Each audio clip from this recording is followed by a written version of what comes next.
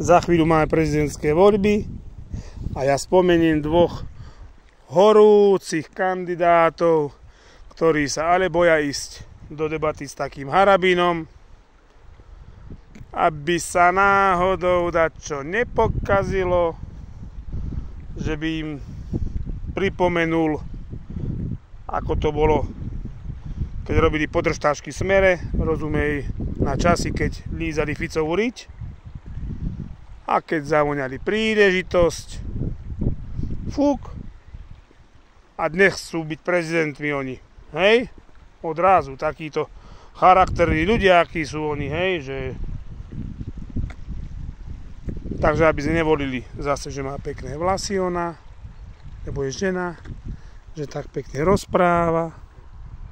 Dneska zase, že jeden má okuliare, aké pekné, druhý jamky, ale z toho sa nikde nažere, hej?